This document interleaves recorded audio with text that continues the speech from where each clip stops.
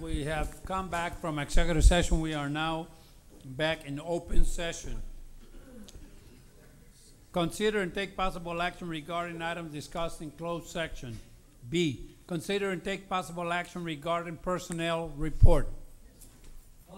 Motion by Mr. LaFoyle.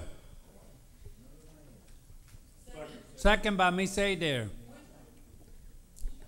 He's coming. Yeah, I know.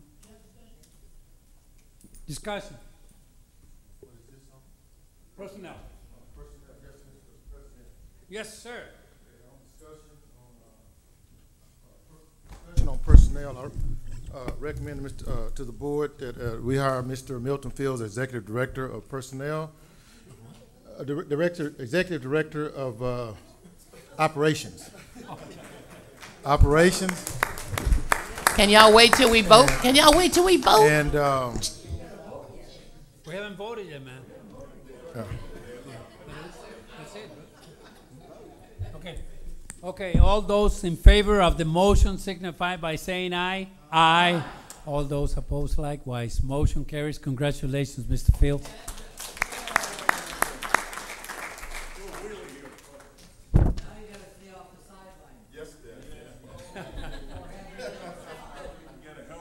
Okay. We go back to item 4, consideration of consent items. I'm going to be reading the consent items. If you want to pull an item, let us know. A, consider and take action regarding approving monthly financial information as of October 31st, 2014. B, consider and take action regarding approving budget transfers across functions. C, consider and take action regarding approving amendments to the budget for 2015 fiscal year. Is that correct or 2014? Oh, that's right, 2014, 2015. Yes, sir. I'm sorry. D, consider and... Oh, we did D already. E, consider and take action regarding approving request for proposal 1506 for automotive parts and lubricants. D, E, F. Consider and take action regarding approving campus targeted improvement plans. And I believe this is only for one middle school, and that's Kirby Middle School. Is that correct, Dr. Mackey? Oh.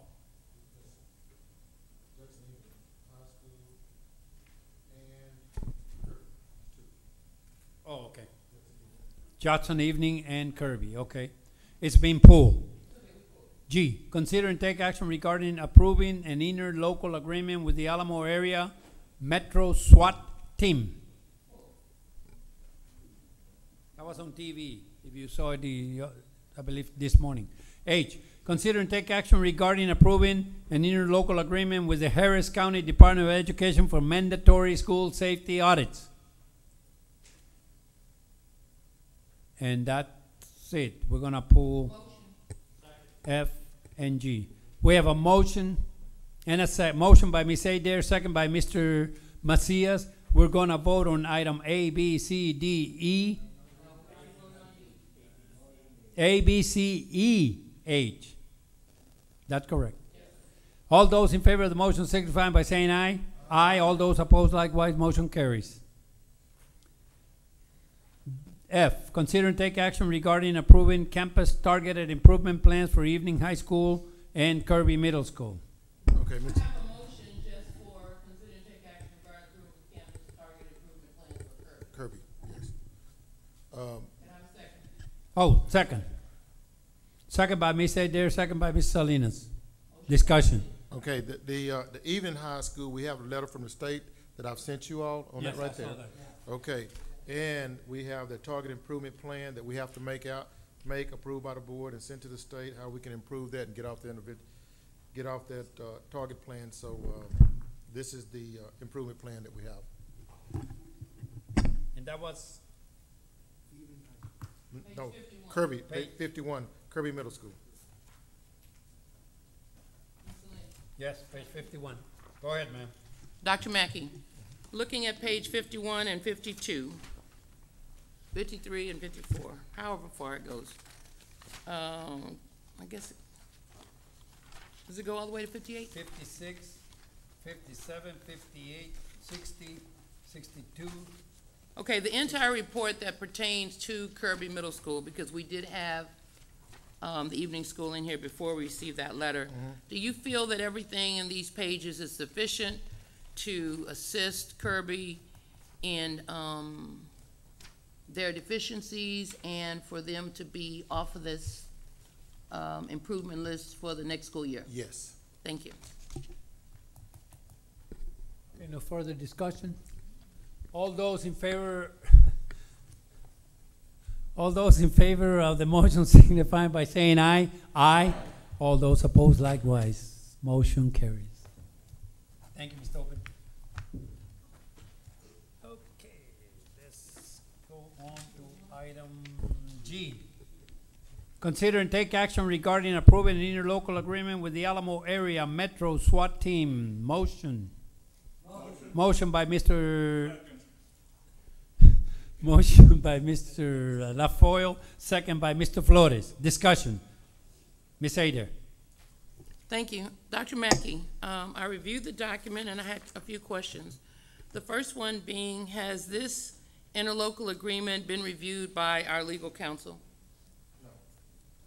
And I would move that we table until it has been reviewed, since it is an agreement between 7 entities, of which Judson is the only school district, and all the rest are cities with city councils. But I would feel much more comfortable, because there's some language in there about the $130,000 that Live Oak is putting forth initially, and all parties agreeing to pay every year until that $130,000 is paid back, and Selma not having to pay, trying to find the page I was on, not having to pay because of their, because of the use of their, I beg your pardon, what's it called? The truck. Oh, that's why. So they expended that expense, and I don't know, is Live Oak going to be, can you? Yes, ma'am. Is Live Oak going to be, paying the $6,500 annually, or no, because they're footing the major bill and interest? It's divided between all 7 entities, I mean, our metro area. So Selma did not have to pay that in agreement because they bought the Bearcat. That's the big SWAT truck that comes in, and it allows so many people, so many students in the Bearcat. So what we did is everybody's already signed the agreement, and they're paying within their fiscal budget. We're the only department right now that has not agreed upon it yet. The money is budgeted already. It was accounted for during the beginning of our budget last year. It's $6,500 that goes into the budget. Just as far as the other agencies, they do the same thing, but that amount might go down from years to come. It may not always be $6,500. It may drop by $1,000, $2,000, depending on the equipment, the ammo, the training that the officers need. 80. 81, whatever. On page, I found, thank you, down. On page 83 in Article 1,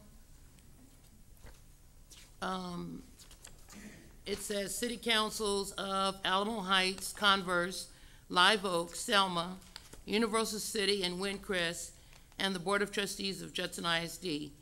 And so it was of interest to me that Alamo Heights School District is not participating, neither is the Church-Cibolo Universal City ISD, and we're the only school district that is participating in this agreement. Alamo Heights is participating, but they don't have their own police department. Correct. Their municipality takes control over the ISD. Right, so, but their city is what's participating. They're not Yes. taking funds out of their school district, of which they have a lot more than we do. That I don't know. That's right, and neither does Church-Cibolo, and, you know, we're not gonna discuss having a police force or not, right? Because Church-Cibolo doesn't have a police force either, so they're not participating in this. So all I'm saying is, we are the only school district that is becoming a part of the Metro. Alamo Alamo area. Area Metro SWAT Team. And we've always participated for years in the As past. emergency responders. Right, I correct. remember when you got the training. And we have two that respond to emergencies 24/7, including nights, and sometimes understaffed. So we participate with them in that. We're held accountable for, again, training, equipment, et cetera, things that are needed. And because several thousands of dollars were spent by Selma, by Live Oak Police Department, and they fronted the money, now they're asking if we can all partnership so that the city can get half the money back, or at least some of it. And that's why I said it may not always be 6,500. It may Right. drop within the years to come, within a 10-year grace period. Yeah, because on page 87, or it may be for you, page 6 of the agreement, it says the City of Live Oak's initial annual investment is $130,000. And then item C says, each year thereafter, an amount determined by the Oversight Committee based on the repayment agreement of the $130,000 and varying needs for assets, equipment, and training. In consideration of the City of Selma making use of its armored asset available to the SWAT team, the City of Selma should not be required to participate in this annual investment for the duration of this interlocal agreement and as long as they are participating jurisdiction. And then it goes on and says, annual contributions may be approved by each jurisdiction's governing body in the budget process on an annual basis. Each party paying for the performance of governmental functions or services must make those payments from current revenues available to the paying party. And I'm not gonna read the whole agreement, but I'm not a lawyer.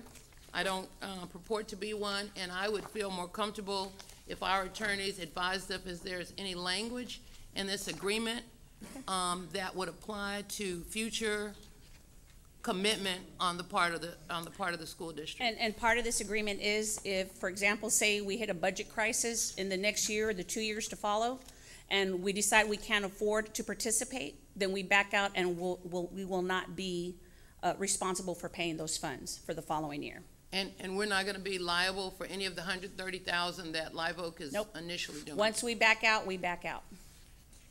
Dr. Mackey, I would just ask that if you bring interlocal agreements, that we have a legal review so that we can be confident that what we're voting on has been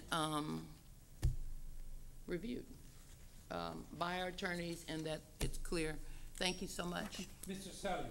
Yes, I think it's obvious that why is Judson involved in this? We cover 7 municipalities. We would be nuts not to do it, okay? We're not an school district on the island. Every city, except Alamo Heights, that they're down there in Windcrest, Universal City, Live Oak, Selma, they're part of our district. And this is another partnership of sharing. That's important, okay? I look at this agreement, I see absolutely nothing wrong with it. I'm not a lawyer either, but if all the other municipalities have signed it, I see absolutely nothing wrong with just voting this today and quit putting it off. Thank you, sir. Ms. Adair. Yes, sir. Because I'm not a lawyer, I don't know what language. I'm sure that every city council had theirs reviewed by their attorney. I'm positive. I mean, I'm not a betting person, I bet.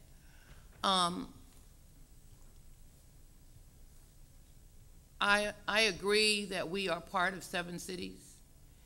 And as a result of that, we pay taxes to 7 cities.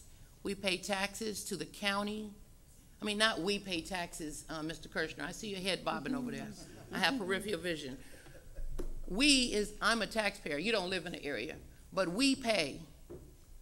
And as we pay, those taxes, that revenue is for the safety and security of our cities, which include our schools. Correct. And, I'm not opposed to police. I have friends that are police. I just find it a very fine line when we continue to grow a police presence and we want to get a class waiver for the number of kids in our classroom. We have a limited budget, we have so much money, and I want to focus the money on education. But if the board chooses to vote without legal review, you know, that's a board decision. And we, just like Mr. Sawyer told us tonight, we have to live with whatever comes as a result of that. But I'm not opposed, and I met your two gentlemen that you sent for training, and they've been actively involved, and I've talked to the city of Live Oak where I reside. They're very appreciative for the support, and they have nothing but high praises to working with you, Chief Ramon. So there's no, nothing negative about your work or your policeman is implied by my asking for a legal review. The legal review is for the purposes of a contract that the district is engaging in. Thank you. Mr. Macias. Yeah, I would say that I'm very supportive of this. I do like the collaboration with the area municipalities. Our children's safety is important, and I know that Ms. Adair is not arguing that point. But I do think if we don't need to have this agreement done today, just having a legal team review it just to protect ourselves, we could easily vote for this in the December meeting and be done. I'll support it in December just as well as now if we needed to go ahead and pull the trigger. But if I can urge my colleagues to consider doing the legal review, that would be, I think, a positive step. Thank you, Mr. Macias. I move to table pending legal review.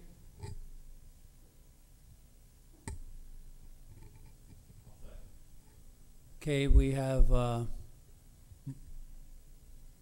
they want to table, you say there, and second by Mr. Macias. Yes. Okay, Mr. Flores. Oh, discussion?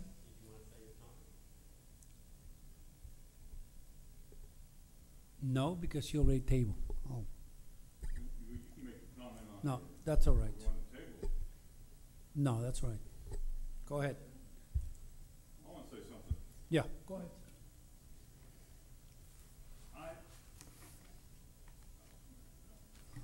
I just want to say that, you know, whenever we enter into an agreement like this, that it's unusual that we didn't have it looked at by our attorneys, you know, just brought up to us. And you know, just looking at it on the face, it does seem, you know, hey, everything's pretty standard, but you know, there's nothing ever really standard about, you know, I'm sure the City of Converse, City of Live Oak, they've all looked at everything that they're going to get into.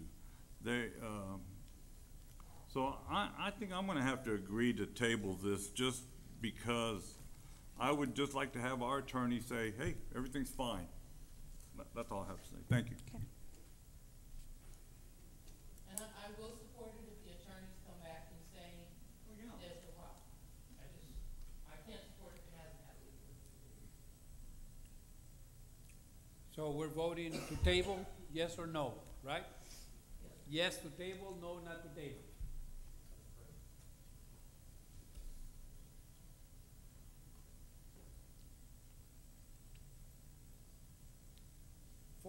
Six yeses to table, 1 no. Motion carries to table. Okay, we move on. Item 5, discussion, consideration of action items. A, consider and take possible action regarding approving a proclamation declaring November National College Application Month. Motion by Ms. Adair, second by Mr. Macias. Mr. Macias, would you do the honors of reading the proclamation, sir?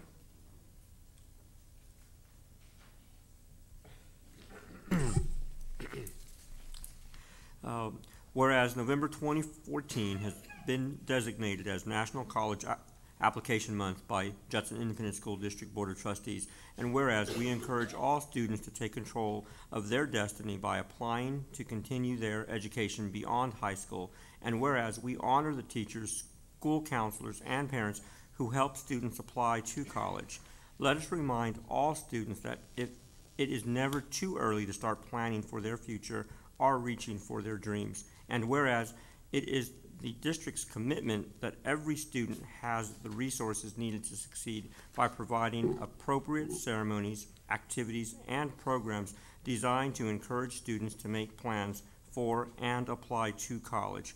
And whereas the district will use school, state, and national resources to continue to provide information regarding the college admissions process to students, parents, and the community. Now, therefore, Arnold Salinas, Board President of Judson Independent School District, do hereby proclaim November 2014 as National College Application Month in Judson Independent School District, and urge all citizens to become familiar with the resources and services available within this district, and to support and participate in the life of a child to nurture their creativity and individuality, enhance their productivity, and achieve success. Thank you very much. Oh, we have to vote on that? Yes, sir. Okay, Yes. we have a okay. All those in favor of the motion for proclamation signify by saying aye. Aye. All those opposed likewise, motion carries. Yes, sir. When we have these proclamations like this, maybe we can look at doing it like the month before so that It we would can be start advertising this, like we get it Yeah. on the calendar. You know, and I mean, I we don't agree. do them that often, but it would be a good It's kind idea. of too late really for, November. Thank you. put it on the web. B, consider and take possible action regarding approving the elementary class size exception report for 2014-2015. Motion by Mr. Macias, second by Mr. Celia. Discuss, oh, I'm sorry, Mr. Merle. Discussion. Yes. Ms. Adair. Dr. Mackey, can you explain this to the board, sir? Yes, if you look at, on page 107, and you look at ed plans, they have one student over on third grade, one student over on fourth grade. Crestview has one student over on first grade. Hartman has one student over on second grade and one student over on fourth grade. Masters has one student over on first grade. Olympia has one student over on fourth grade. LaShaw has one student over on fourth grade. Woodlake has two students over on, fourth grade. Dr. Mackey, I just want to add, on Tuesday, I got an email from Woodlake. They've added one other fourth grade. They got another fourth grade student, so then I have three. They might have three. Yeah.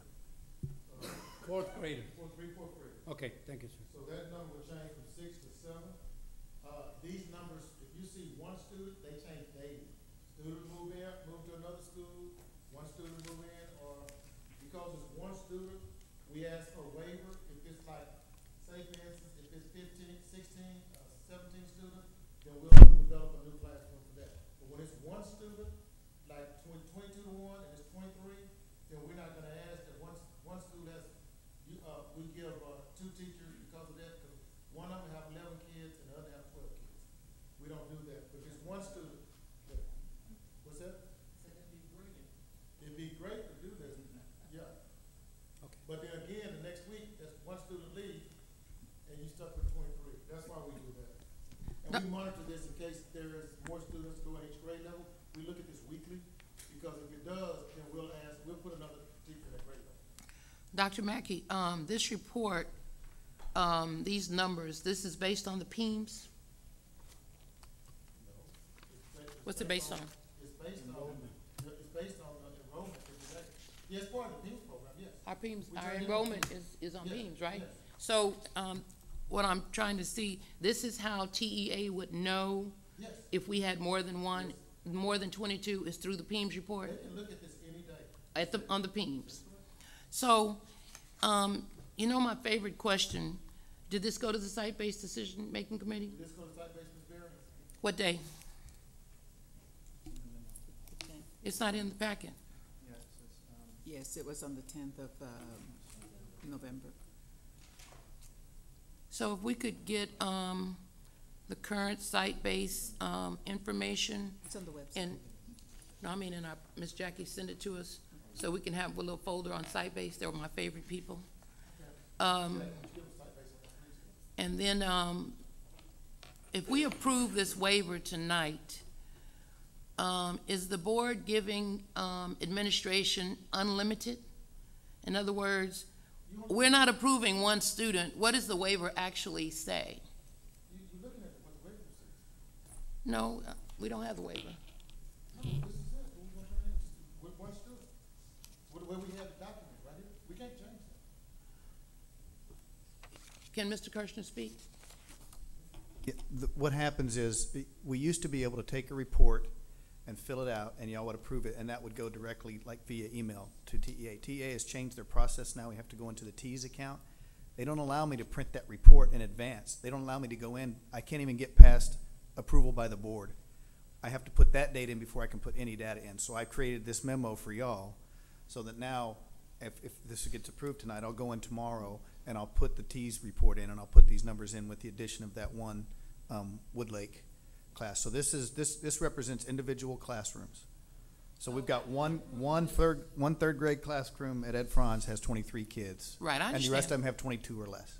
So if we approve this tonight and you go in and do your report, and next week, Crestview first grade has 4 more students show up and now they have 5, do you have to come back to the board, or once the board has given you a waiver, is it a waiver for the rest of the school year? No, we're supposed to add as we increase.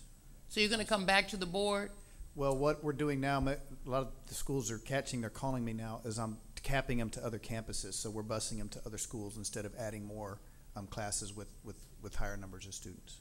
So what should the expectation of the board be as to the maximum number of students in excess of the legal requirement are you planning? What is your plan? What should the board expect? You mean by individual classrooms? Mhm. In K through 4, we're not going over 24 kids. At Okay. any grade level, at any I'm level recording of K that. I through know you're 4. gonna be gone, but Dr. Mackey. Yeah. So you're not gonna go over 24, which is 2 students. No, we're voting a waiver, so they could after the waiver. No, we can't. You gonna come back? Okay, then. All right, I'm good with that. The 3 on Woodlake, I would ask that we carefully monitor. Yes, sir. Thank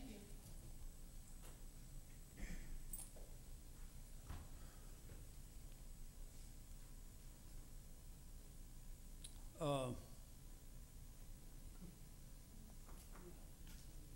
We're going to move, oh yeah, we have to vote on that, right?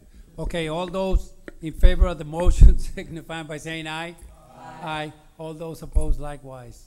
Motion carries. We're gonna go ahead and do discussion items and report 6D. Is that correct, sir? Update on the state of the police department. Oh, well, he said, so. No, he said D. Are you talking about the job description? No, but then yours is next. Yeah, the next one is yours. Consider and take possible action, C, consider and take possible action regarding approving design fees for Evans Road pool. Yeah, we voted.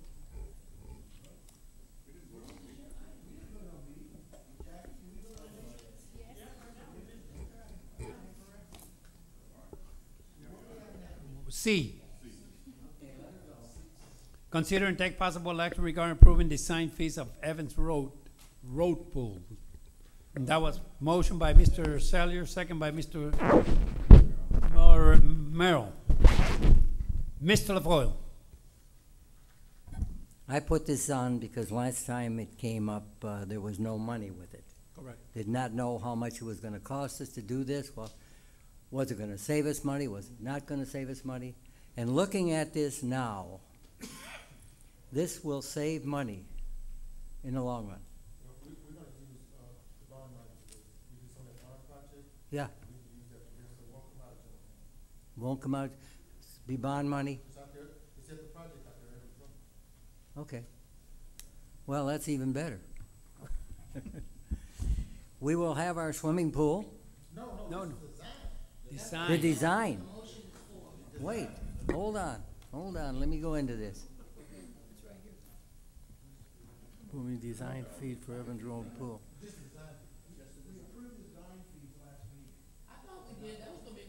was only a discussion item. Yeah, I thought this was, That's right. That's what we brought it forward for approval. Options and probable cost, It's gonna be close to 50, depending on what route we go. design fee 55,000. It'll be 55 to 75, because if we have to get an outside consultant, the price will go up a little bit. And then, of course, the cost of the pool. So once it's designed and we bid the pool out, if the cost goes up, of course, the design fees go. So I would, I'm saying conservatively, we're at 55, but 75 is gonna be the max on it. Between 55 and 75,000. They're predicting right now, at this cost of the pool, that it's gonna be about a $55,000. And this money fee. will come out of the bond money. Yes, sir. Now, the cost of the pool, if we go ahead with it, will come out of fund balance.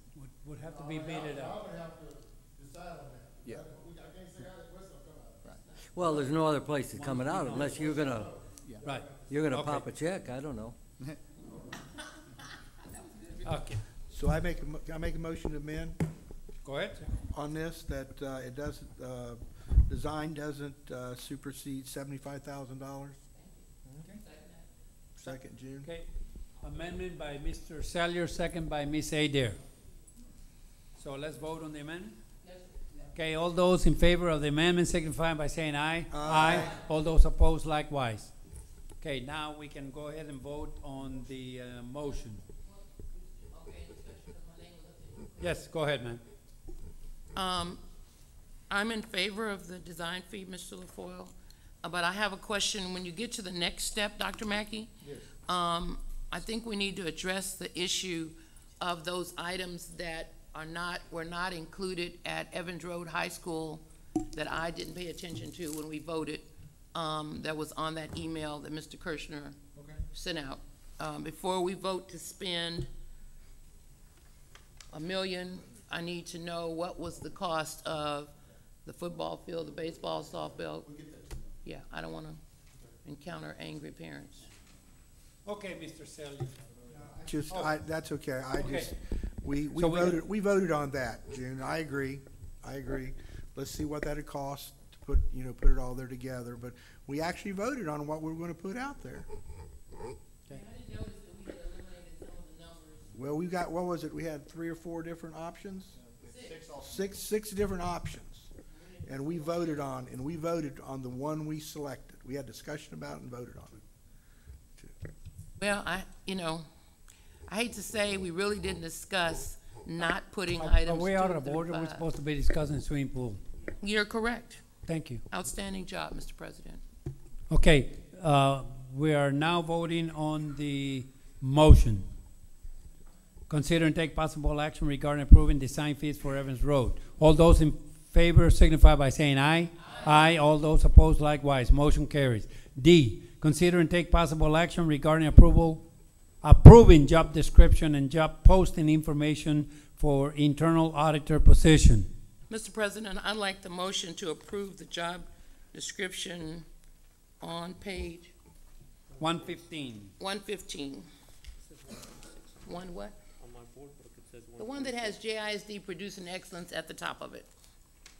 126? Yes, oh, yeah, Is it 126. 126? Is that the right page? Right, yeah, it's 126. Well, actually, 126. no, because I put mine, it is 116, because those were the samples, This one, yeah. Right, okay. This is the one that is being I proposed. move to approve the description on page 126 of the board book. Okay, we have a motion by Ms. Adair, second by Mr. Macias. Discussion. Mr. LaFoille. You know what? I don't think anybody understands any of these. I think this is a bunch of garbage, really. You look at all these, everyone is different. I'm reading number 26 here. It says 12 months, 226 days, so on down the line. You're under the direction of the board, trustees, and superintendent. I thought the board was gonna be alone on this matter. It was gonna answer to us and us only. The thing is, hold on, I'm still talking. Being that said, I'm making a motion to table this until the next board meetings and we get a chance to read all of these.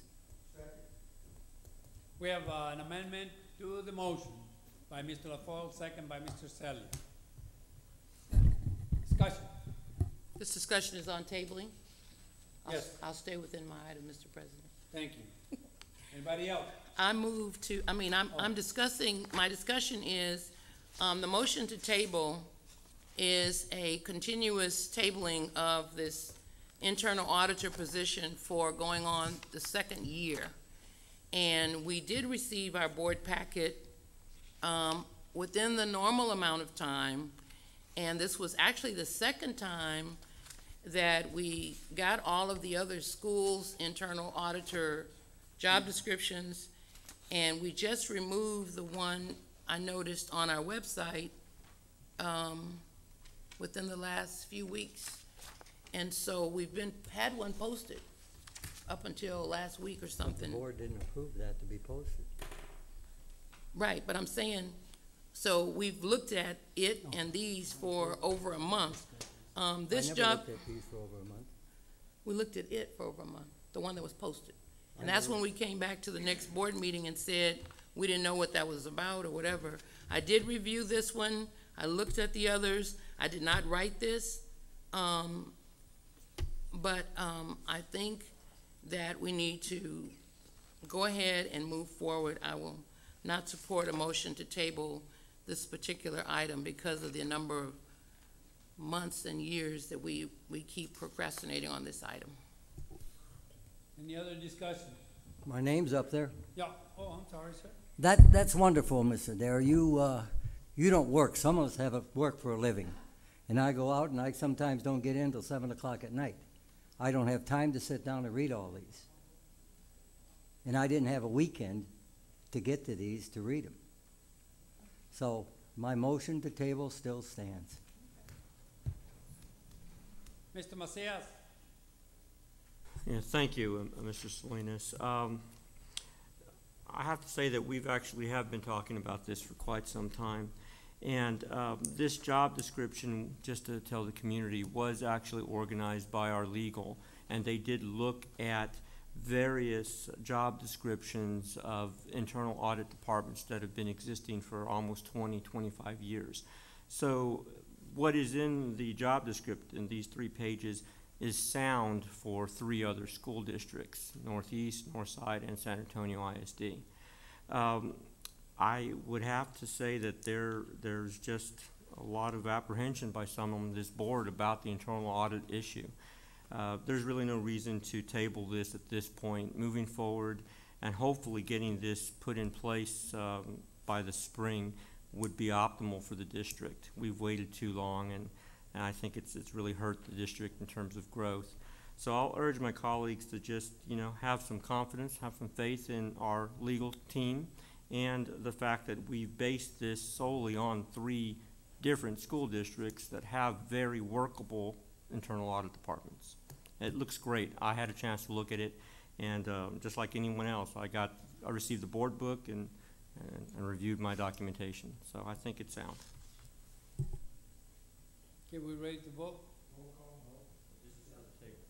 This is for the table. Mr. President, I just want to point out, Mr. Macias omitted to say that there's also a TASB model that was reviewed. Okay, Mr. Flores? Table, yes. No. Yes. Motion carries to table.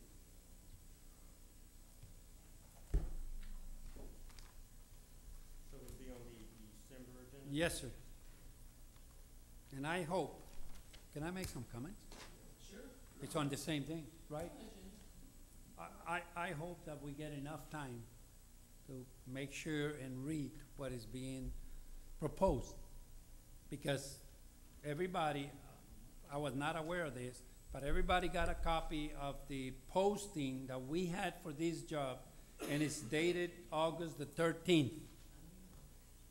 And the requirements, if you read the requirements, ability to write speech. We're off of it because it was voted on and turned on, it's tabled. We are off of it. He didn't, Preaching is still required. we didn't go to No. the next item, so he's not out of Well, order. we're gonna go to the next item. But he's the president, we haven't went there. So he's still in order. He didn't call the next item. Go ahead, Mr. President, you're in order. and I just want to say the requirements that was posted, ability to write speeches. And we're talking about internal auditor. Articles using original or innovative techniques, style. Ability to make effective and persuasive speeches. Presentations on controversial or complex topics.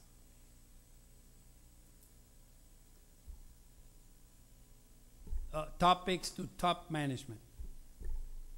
To comprehend and apply principles of advanced calculus, modern algebra, and advances of statistical theory. An ability to work with concepts such as rings, quadratic, differential equations, and proof of theorems. When I saw this, I said, are we looking for a director of math? We're supposed to be looking for an auditor.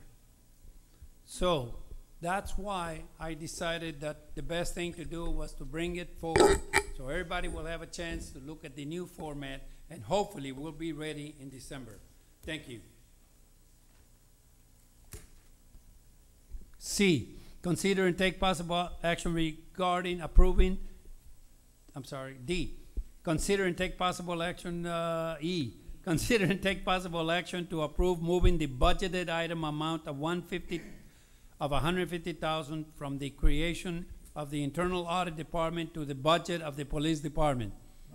Motion, hold on, ma'am. Motion by Mr. Sellier. Second by Mr. Flores. Okay, now. I move to table this item because how can we move $150,000 when we just table the internal auditor job description? So it would appear on the surface that there is an ulterior motive in not allowing the job description to go forward so that the money that the board allocated for the internal auditor would go to the police department. I move to table this until the next meeting when we also make a decision on the job description for the internal auditor. Second by Mr. Macias. We have an amendment and a second. Discussion. Oh, yeah, I'm sorry. Yeah, okay. Okay, Mr. Sellier. Yes. There's no hidden agenda here. I mean, everybody knows that people don't like the auditor, but also, I would also feel that the money can be better used for the police department to protect our kids. These items are mutually exclusiveness there. They're related, but they're mutually exclusive. They're two different agenda items. Mr. LaFolle. Would you like to spend the money on an auditor or safety for our children? The police department needs personnel to go ahead and make the 4-quadrant deal. So we got good response time to our elementaries, which are right now are not good because they're short of manpower and they're short of cars. Now, some people believe that, oh, we don't need that. We need an auditor. It's a fishing expedition. Let's look at it the way it is. It's a fishing expedition. I call for the question.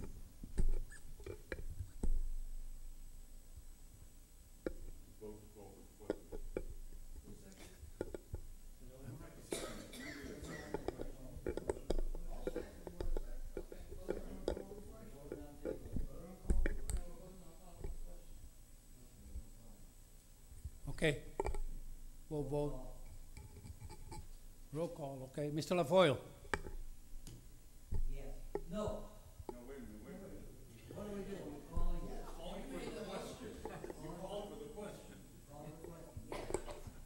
Ms. Adair? No. Mr. Macias? No.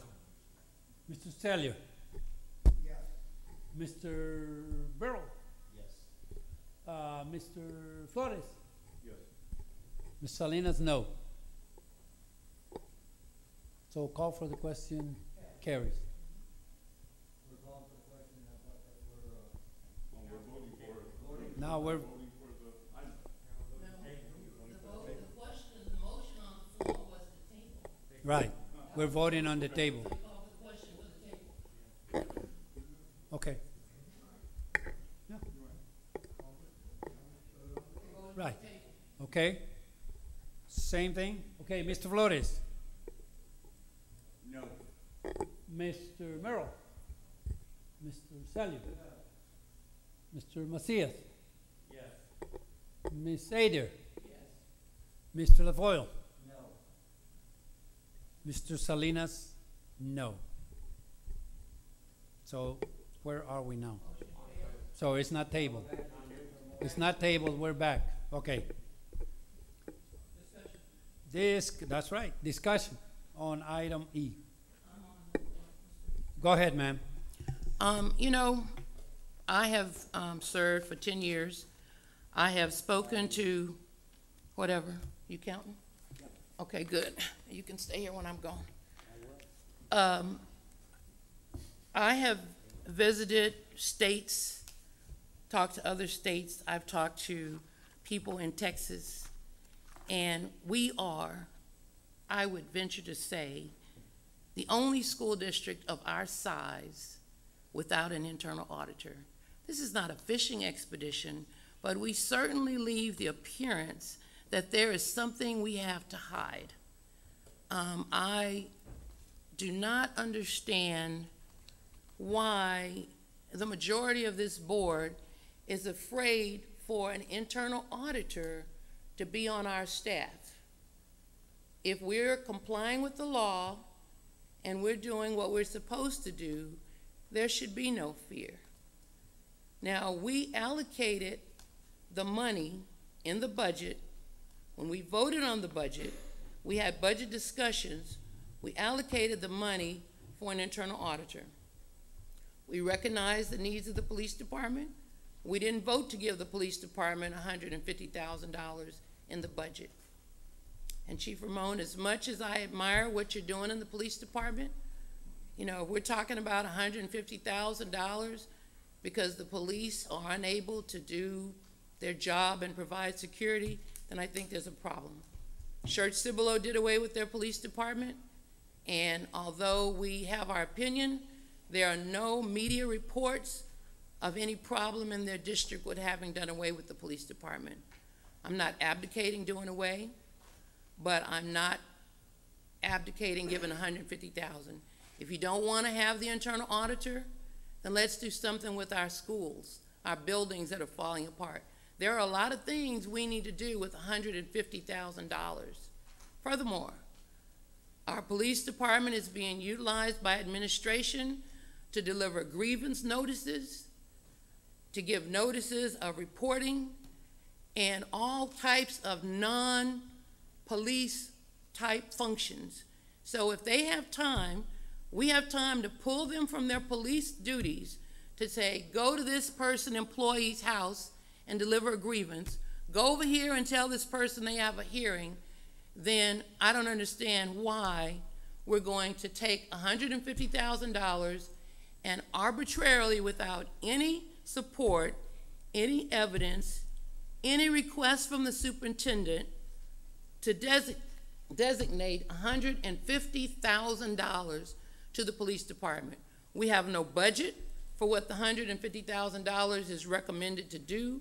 We don't have a recommendation from the superintendent or the chief. If we do, I don't see it.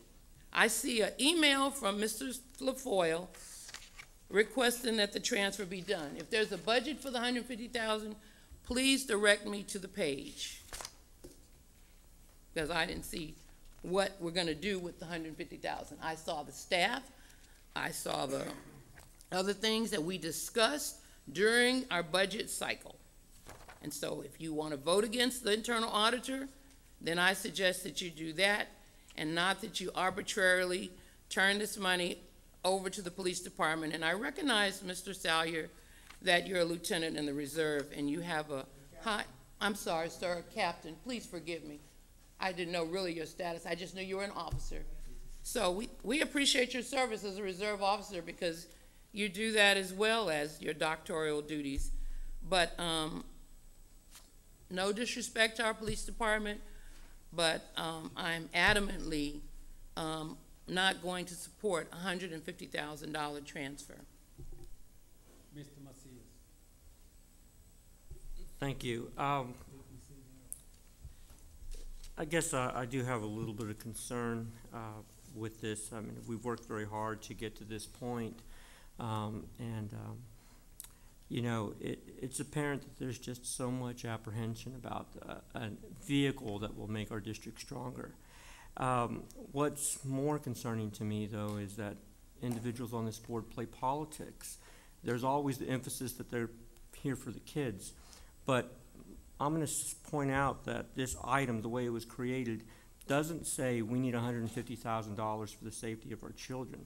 It targets an internal audit department that has been under attack from day one, and it asks that we play politics, and if we don't agree, then we don't want to have our children safe in this district. I would totally agree to spend $150,000 from our fund balance if it meant we had a serious crisis or a serious issue. I don't see that here. You see politics being played out, and that's a big concern for me because we're not thinking about our kids. We're playing games, and that's what it is, a game. Last month alone, we pulled $894,000 from our fund balance to fund various projects the administration recommended. We voted for that. And now we can't even say $150,000 from our fund balance to support a safety concern. It's not about safety. It's about playing politics. And I encourage the community to take note of that. Ms. Adair highlighted the fact that we are a large district. We're the 4th largest in Bexar County, but we're behind. These larger 3 districts have already found out that they need an internal audit department. TASB is in shock that we don't have one when we were talking about that. I mean, it's just something that a growing district needs to incorporate. It'll make our processes more efficient. It'll give us oversight. After all, this is why we are a created board, to provide oversight. We're not using that in our arsenal. So if this does fail, if we do not go forward with the internal audit department, it really will be a sad day in Judson. I mean, it really truly will be. And that's because we can't get out of our own way, and politics will rule the day here. So hopefully my colleagues will realize that there's nothing to be apprehensive about. There is no witch hunt. We're not looking to hang anybody, but we certainly are looking to be more efficient. And if that can't happen on this board, it really will be a disgrace, period.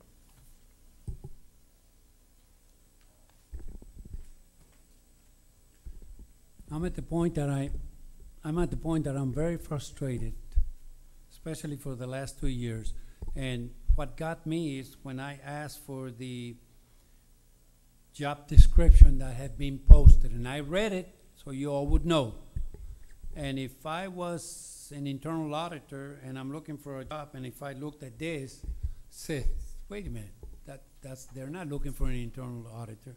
But now, hopefully, we do have the right job description, and hopefully, this board will finally go ahead, so we can go ahead and do the posting, and hopefully, we'll have an auditor by the beginning of next semester.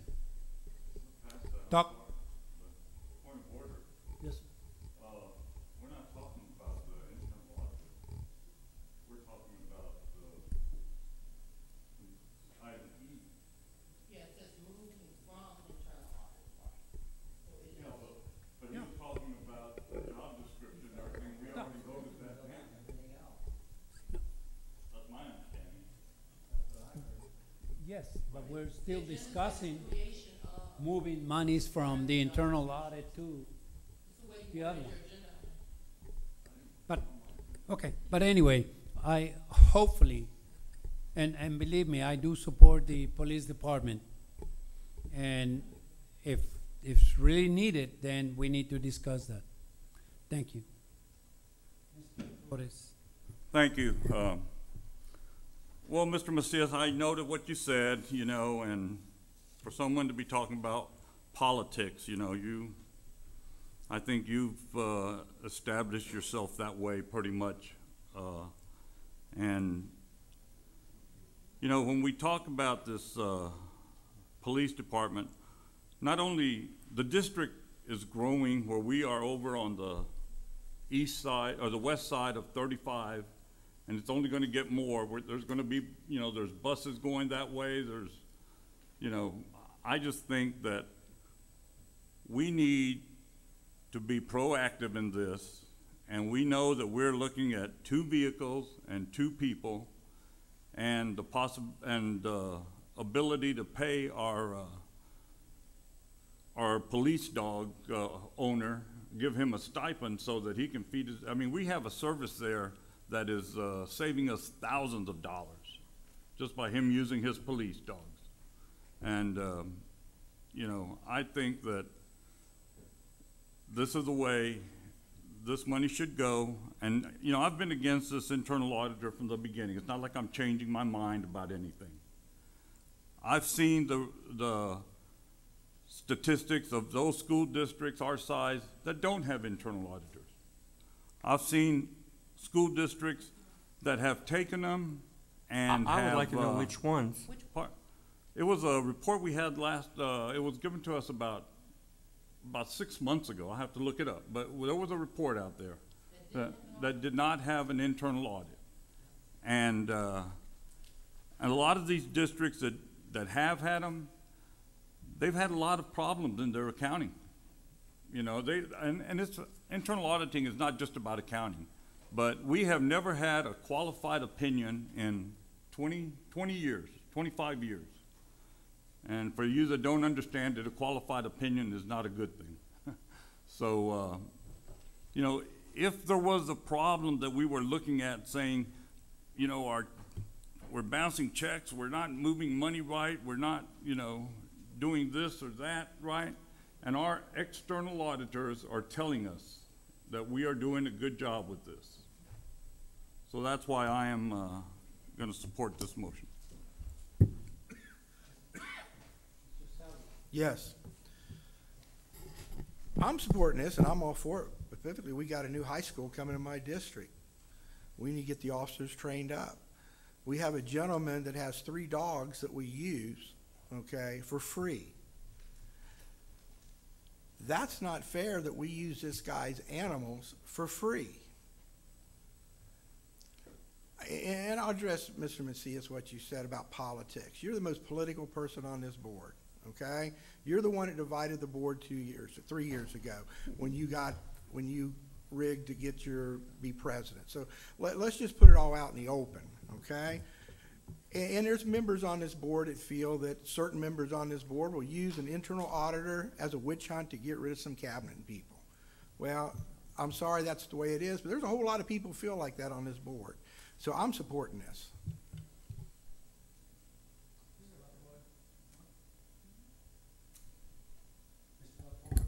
I call for the question.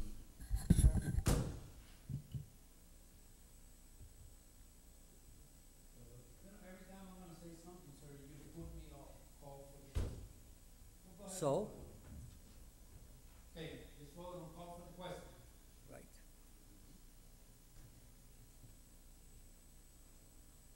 Roll call vote. We can do it on the thing, you can see the names, don't waste that time. Fix the thing document.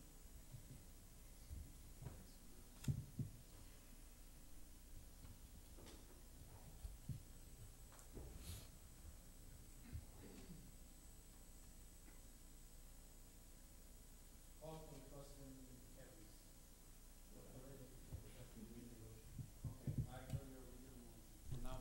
I have a motion to amend, Mr. President. Yes, ma'am.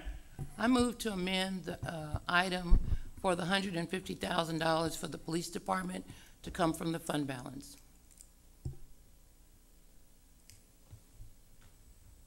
Second. I have an amendment. And a second. Discussion. If the police department is in need of $150,000, then this district should be willing to expend the money, and I will support a vote from the fund balance of $150,000. I will not support taking the money from the auditor, but I will support it from the fund balance. And I'd like to hear from the superintendent. We haven't heard from the superintendent on what his recommendation to the board is on this $150,000 for the police department, which was not presented during the budgeting cycle. Chief, would you come talk about that, please?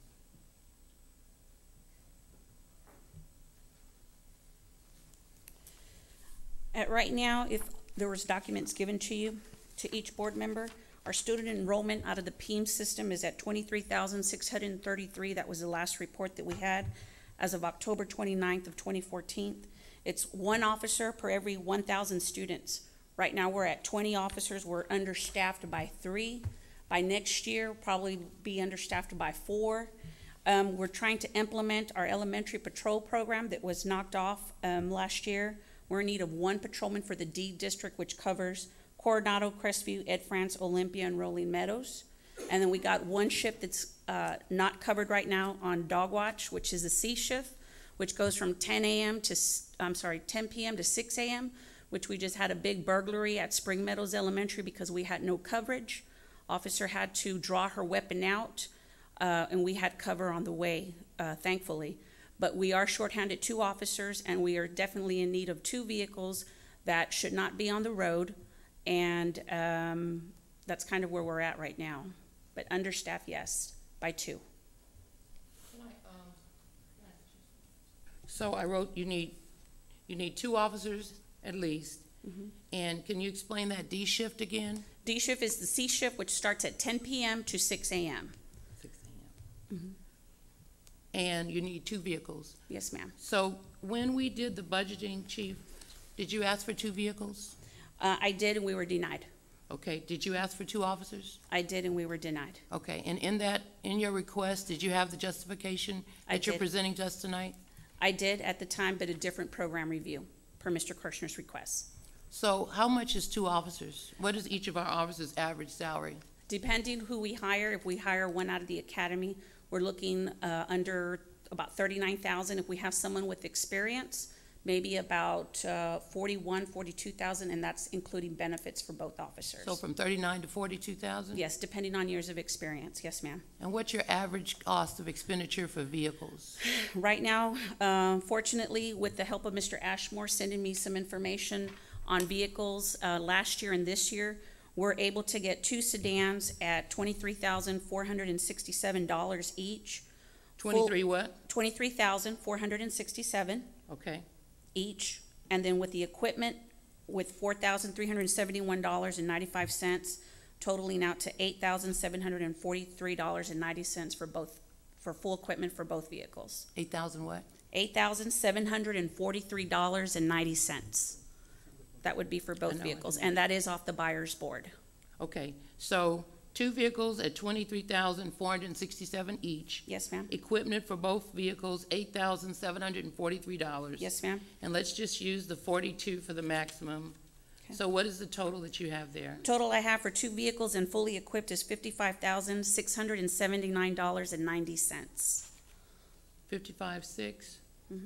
79.90. I'm gonna just round it to 56. So that's 140,000. And there's And so- $5,355 total expenses for a year for the dogs. Okay, so, Mr. Salyer said that there were 3 dogs. Yes, ma'am. I know when we started this, we had 1 dog. Why do we have 3 dogs now? We actually had 2 dogs when we started. A third one came into play that was actually donated to the officer himself, who's trained him through Global Security and has certified the third dog as a tracker, which we have utilized for our lost children at the elementary schools, and which we also help with the surrounding agencies when there is a crime that is taking place or a shooting in the area. Officer Gonzalez, who's our canine officer, has saved the district $28,000 alone this year. He's never asked for anything. We've tried to compensate him before, but we were knocked down again. So we came. Like you didn't take your 1,000 tonight? Yeah, I didn't take my 1,000 and I donated it. But he has an expense out of his pocket, and we try to send him to training and buy him the equipment that he needs, but still it's not enough. Sure, you have the dog food and the. Yes, ma'am. And the care, maintenance of the dog. All Because I his have a care son for the doing that. year is $5,355 for the year. Okay,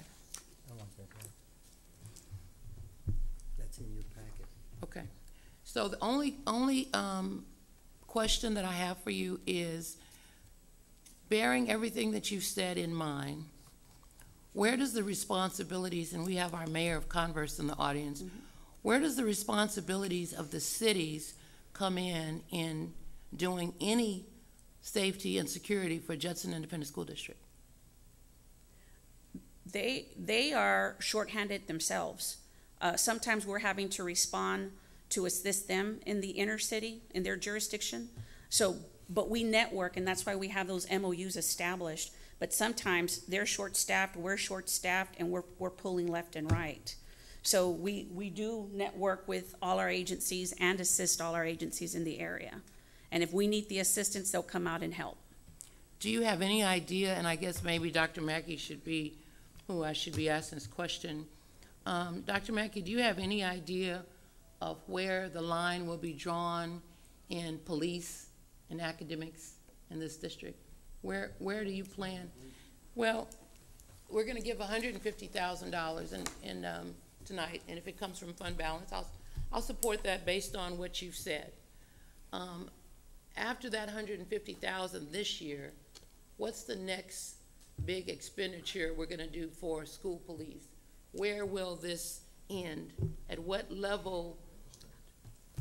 If we get the staffing and the vehicles, come July 1st, 2015, we're gonna be okay at least for the You're not next gonna come back? 2 years. We You're not shouldn't gonna have to in come July back and ask more for, money?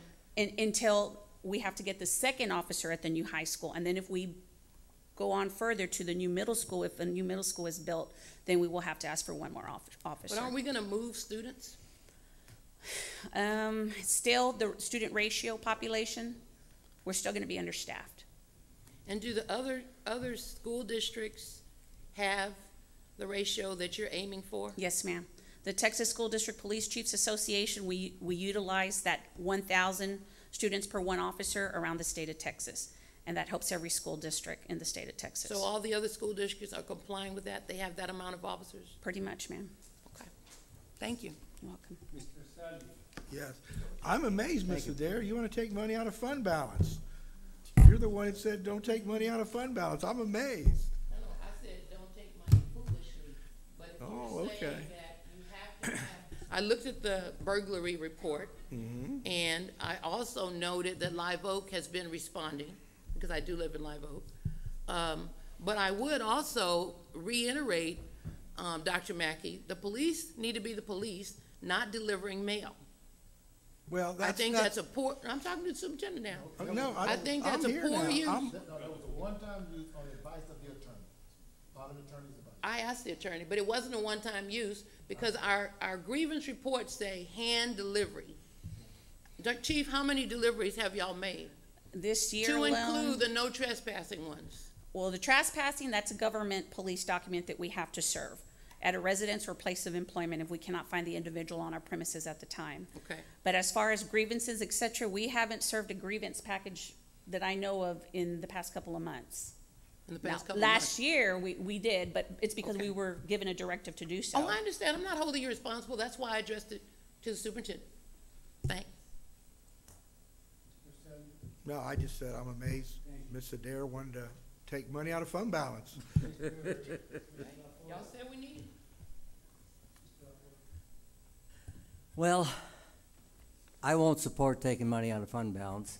If you guys want to take the money for your auditor out of fund balance, go ahead. We took it out of the fund balance. No, you don't, We only had 75,000. We dealt with it, remember? yes, I know you did. And you took it out of fund balance? You never received it. How could you have taken it out of fund balance? We didn't. We didn't receive it, but we exceeded the budget with that $150,000, which Yeah. in essence took it out of fund balance. If your expenditures exceeded your revenues, it came from fund balance. So we did. Our budget Who was, put that in, you, right? no, actually I didn't, but I'll support it. Well, I won't support this. Like I say, if you want to rewrite that and put it so it's going to be for the auditor, go ahead. But I won't support this. We already have that on budget, sir. the auditor's, it's been on the budget for the last 2 years. Coming back about the gentleman spending his own money, if you remember 2 years ago, when that was brought out, I'm the one that said that officer needs to be compensated. I don't know why he was not compensated. I thought that things were gonna be okay and that he was gonna be compensated. I don't think our officer should be spending 1 penny because he uses those dogs in our school district. I think it's time that he needs to be compensated. Thank you. Mr. Thank you. Another thing we need to look at is, you know, we'll be all right with 2 vehicles now, but we have to get on a plan where we are rotating those vehicles like we're doing the buses. You know, that has to happen. And hopefully, when our next budget comes around, we'll be able to have the new superintendent, whoever, get a plan like that. And, you know, I know Mr. Kirshner's been working on some things, you know, but we have not gotten that. And those police cars, they don't take the same abuse as the city police cars, but they do get traveled a lot in. And, you know, it's, and on the note of what you're saying, Mr. Salinas, about the officer spending his own money, that's not fair. It's kind of like the teacher's not fair, them spending their own money either on supplies. Thank you. So we're voting on the amendments first, okay? Read the amendment.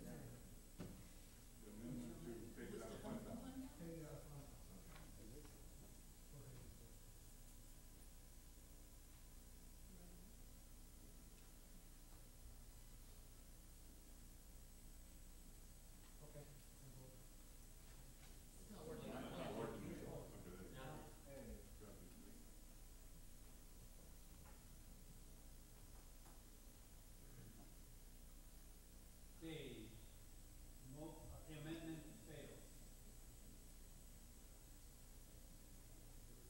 Back to the original motion.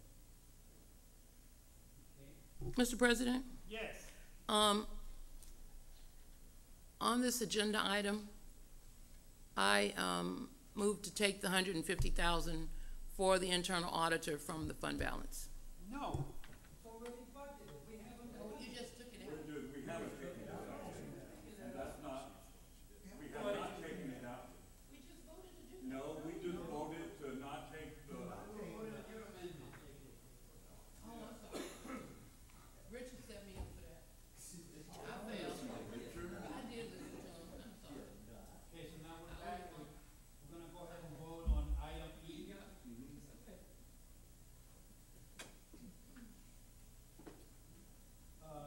Consider and take possible action to approve moving the budget, okay, moving the 150 to the office.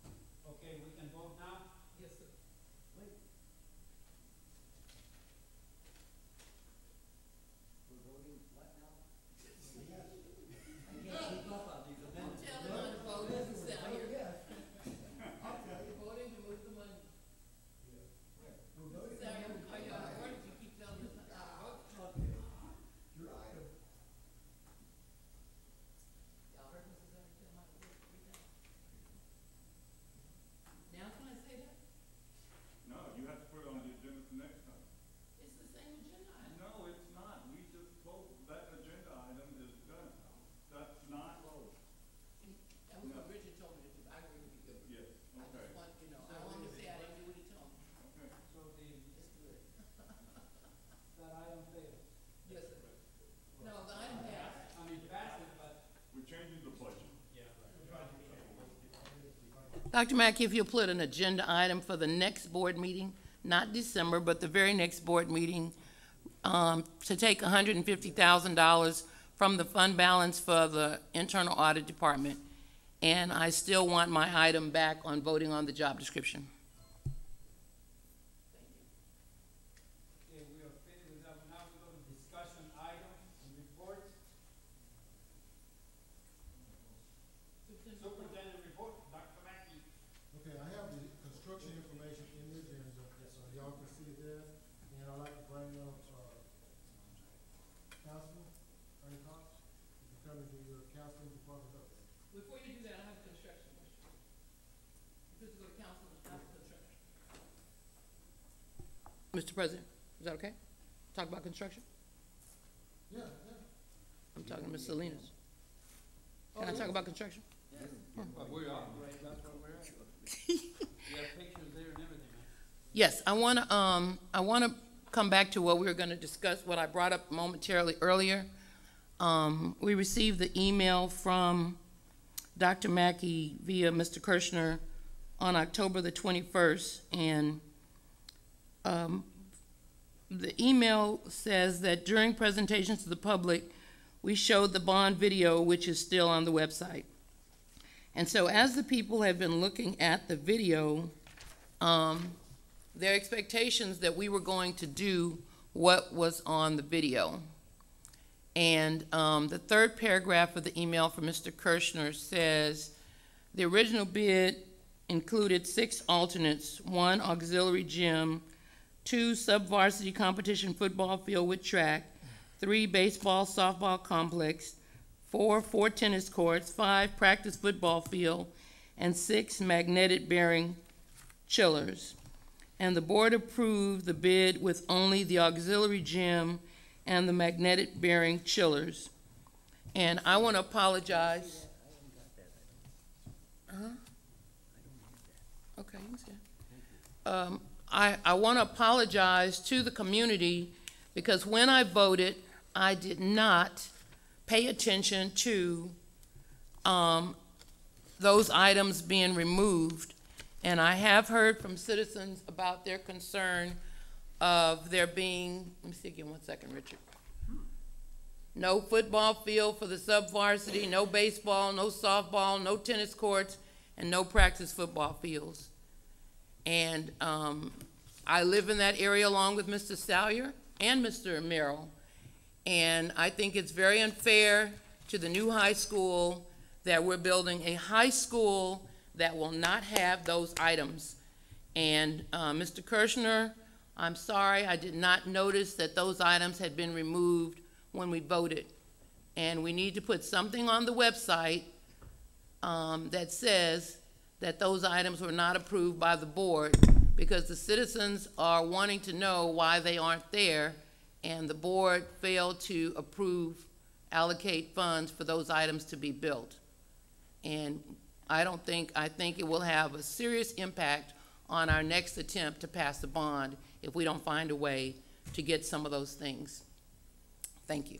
And that's part of construction. Mr. Salyer? Yes, June, I agree 100% with you. But I voted for that because we had limited funds. We had limited funds. Mr. Kirschner, what would it, can you give us, you probably got the numbers. Mr. Sawyer, Yes. Ms. Adair asked us to put that on the next board agenda. Okay, and we okay. put all that data Okay, there. that's So fine. it'll I all wanna be see on what there. that I got number is. posted, yeah. And if we did vote for it, how would he pay for it? Fund balance or Yes, fund bond or balance. whatever? Fund balance. Okay, thank you. Hang on, council. Mr. Cox? Yes, sir. Yes, sir.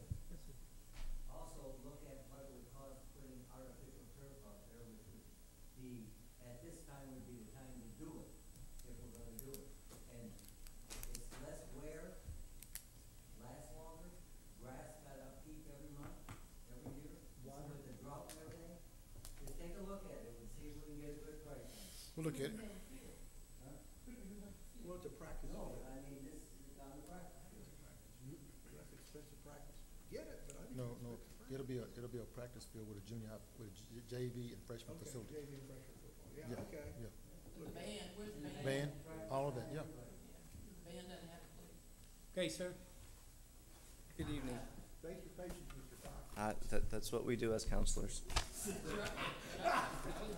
He got you on that one. He got you on that one. I have program reviews for you if you would like a copy of them all, so I'll pass them out after I finish. But what I wanted to do is take an opportunity to share with you what we've accomplished over the last 4 years. I believe you have a copy of some of the accomplishments, some of the nominations, some of the presentations that we're asking or being asked to participate in. But the shape and the face of counseling over the last 4 years has largely changed in this district. I'm hoping that you're hearing about that And I wanted to share with you the requests that we've had from multiple state agencies, whether it be Texas Counseling Association, the Texas School Counseling Association, the American School Counseling Association, where they're reaching out to us to ask us to share what we're doing in counseling because they feel it'll really impact the state and the national level. So we've been invited to Phoenix to present at the American School Counseling Association in June, where we're going to talk about reculturing a district's comprehensive guidance program. Some of the things in there also that I wanted to bring to light is over the last 4 years, non-guidance activities have been very high historically. We've been at about 45% starting in 2010, 2011. And over 4 years, we've decreased that number to right above 11% of non-guidance activities. So we've reallocated 34% of the counselors' time in areas that they shouldn't be spending and providing and changing that into providing direct support to our students. So we've done that by removing testing duties, administrative functions like LPAC. So we've had a lot of really good district support and district buy-in, and I'm hoping again that you're hearing about that throughout the district and from the constituents as well. Also to bring to your attention, we have several functions and several programs like Coffee with the Counselor that we're offering throughout the district, campus-wide, K-12. And we've also been asked to apply for state recognition at 4 campuses, and we have submitted those applications, and we're waiting to hear back at the beginning of January to see if we will have a recognized program at those campuses. So we'll keep you up to date with that information. But more importantly, we have the San Antonio area school districts buying into the programs that we invest in. We're being looked at as a model district for comprehensive counseling, and I just wanted to bring that to your attention. So.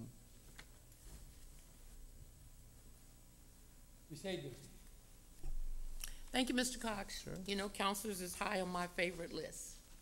Sorry, above the police. Mr. Cox. Yes, ma'am. On the basis of House Bill 5, Okay.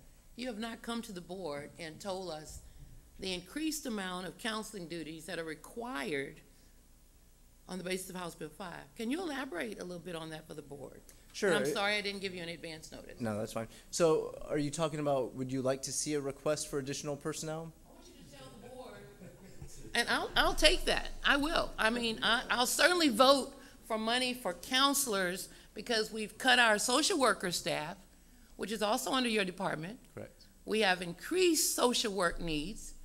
And so I support social workers, I support counselors, and I support school monitors, which isn't under your department, sorry. But I support things that are close and impact children. Please tell us what you are required to do on the counseling level. I believe it's secondary, Ms. Bear, for House Bill 5. Please tell us the increased responsibilities that the counselors have and what is the ratio of student to counselor to do these duties. Sure. So the recommended national ratio is 250 to 1. The recommended state ratio is 350 to 1. Our current high school ratio is 460 to 1. Our current middle school ratio is approximately 360 to 1. There is a recommendation to the legislature to increase middle school and high school counseling statewide, which they'll be discussing in January. But again, if you'd like to see a recommendation, I'll be more than happy to make some recommendations to Dr. Mackey as far as the increase to counselors district-wide, because it's not just secondary that's impacted with House Bill 5, it's beginning in elementary. Can you tell us what some of those additional duties are? Sure. So personal graduation plans are required for students at risk of not graduating in 5 years.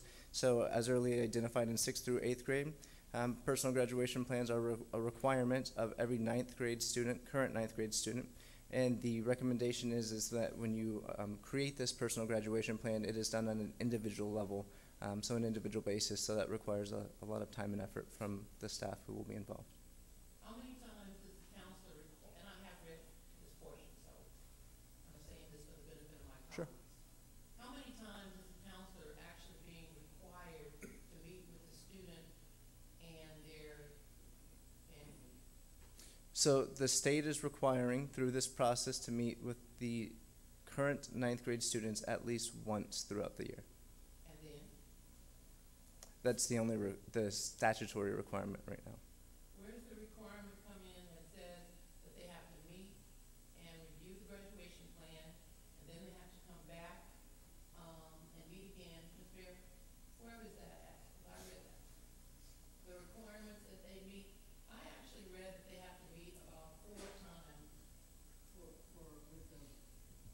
So again, the statutory with a- requirement is one time. Our district practice is three times throughout the year, at least 3 times throughout the year on an individual basis. Through a comprehensive model, we're reaching out to the students multiple times throughout the year. So again, rather than starting small at that individual level, we're providing that same comprehensive program to every student. From there, we're identifying students who need a little more support, so we're going into small groups with those students. And then from there, we're identifying the students who have specific needs and working on the individual level with the students. Okay, so Mr. Cox, I would ask that you provide, Dr. Mackey, provide the board with the specific requirements of that, because I think it's a little bit more what I read in House Bill 5. Okay. And I certainly would be happy to put on the agenda to discuss and possible approval of additional counselors if you so need them, which, hearing your numbers, I would think you would need them. What do you think? I think that'll be in the recommendation. Okay, Dr. Mackey, please put that agenda item. Thank you, Ms. Adair. Mr. Cox, I believe 2 years ago, 3 years ago, I brought out the idea that hopefully the counselors in the middle school and the counselors in the high school would follow their students. Correct. For example, if I'm a counselor, I have 6th graders, I continue until 6th, 7th, and 8th graders. Correct. If in the high school, when they start with freshmen, hopefully that they would have them for the next 4 years. Right.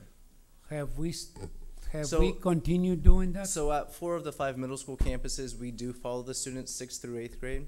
At one of the other middle schools, we're trying a different approach of having grade level counselors, just to see what the promotion rates are in comparison for a counselor who follows their students 6th through 8th grade and the counselor or the campus that stays at a grade level. At the high school level, we have one of our campuses who has grade level counselors by alpha. So they have counselors 9th through 12th grade broken down by alpha. At our other campus at Judson High School, we have 2 9th grade counselors working on the foundations, the importance of House Bill 5, and really ensuring that the students have a firm grasp and understanding of what the high school requirements are. And then from there, they're passed on to the new counselors who will work with them from 10th through 12th grade.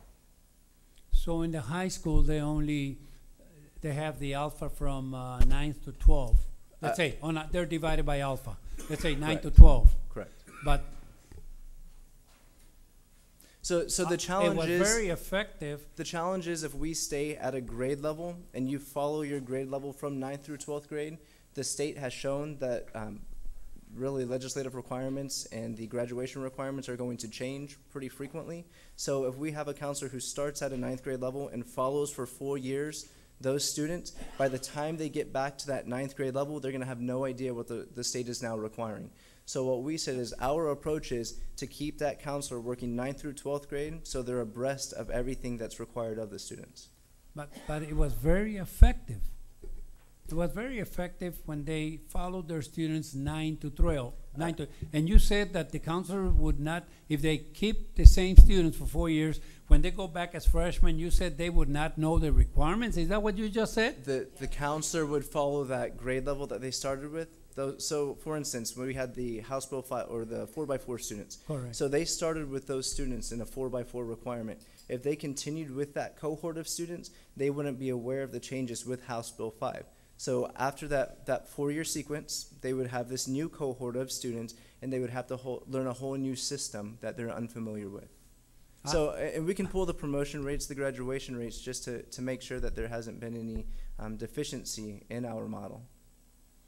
Well, I tend to disagree with you, sir. Sure. That they would not know the new rules. It's impossible. What do you mean that they would not know the new rules, sir? I'm sorry, I disagree on that. I think the best method, especially in middle school, they get to know the parents, the grandparents, Yes, sir. brothers and sisters and parents for 3 years. It makes a big difference. In the middle school, you're correct. We do Yes, follow sir. that model of 6 through 8. You are Okay, correct. We do okay. stick with We that. have no problem with that. No, sir. But in the high school, we're not doing that. We're doing it to an extent. Not if they only keep them from, but The counselor who inherits that incoming 9th grade class will Yes. keep that grade level, that alpha level, for an entire 4-year sequence. They At- just at the also same have, stu- but at the they, same no, sir, they keep the same students. They stay within the same alpha, right? But they just have 9th through 12th grade students. So when seniors graduate, then they pick up the new seniors, the new So- juniors, the new. so and a right now- freshman- And a freshman class? So right now we have, for an example, a counselor who has the A through C alphabet. Okay, A through C includes that 9th through 12th grade student. correct. So Okay. they are still following that 9th grade class for the 4 years. They're staying with that 9th grade class for the 4 years. But in addition, they also have the 10th, 11th, and 12th grade class. And they follow them also. Yes, sir. Okay, I have no problem with that, Thank Mister. you. Thank you very much, sir. Yes, sir. Anybody else? Okay, oh, yes, wait a minute, Mr. LaFoille. Oh, good. Somebody get near the paddles out there, just in case Miss Adair has a heart attack. I totally agree with her. 100%. We need counselors, and we need them now, not later. If I'm not mistaken, did you have something on the budget for more counselors? We make recommendations on an annual basis to And it increase got, staff. oh, never came to us. All right, I'll back whatever you want. I know. It's on the Okay, record. oh, that's it? That's it? Okay, Yes. thank you, sir. You're welcome. I'm just gonna pass these out for you. The use of district facilities for elections and security on election day. Mr. Sellier, page 194. Yeah, this is real quick. There was some question about using our schools for election. The law is very specific. It says we shall make them available, so it's not a question if we can or if we can't. It's the Texas law, election law says we shall. We don't have a choice. Olympia was one of the, I went around about 5 or 6, we had 16 schools had conducting elections. Elections? Yeah, we had 16 schools in elections on election day. There was a question about security, and yes, there's a question about security. If you remember in the budget, I want to spend $1 million to secure how many schools? I'll put you on the spot there, Mr. Anyway, 10, 15 schools, okay, and it got voted down. But anyway, what happened at Olympia, they had the watchdog dads. They sat in the hallway. It worked very good. In fact, I went over there, and they were bored to death. But it was better than being bored than being busy. So I think next year, you know, when this comes up, you know, kind of engage the principals and say, hey, if there's a question, put the watchdog dads in there. The police department, you know, increased their patrols and stuff. So it worked out. I think it was much ado about nothing. I would like to see in the budget in the spring to put the money back in there to secure the anyways of our schools if we can. I remember there were 2 very high cost ones, and like 10 were pretty cheap, Mr. Kirschner. We're doing one right now. Right. We're doing Salinas right now, and we're hoping with this model that we're doing, that we'll be able to get 2 more done this year. Yeah, okay. So we're in there. I just want to bring it up that, you know, I had a lot of questions, but the law is very specific, shall. And if you want to change the laws, talk to the legislature. And I just want to say, the sky is falling. I agree with you, Mr. Salyer.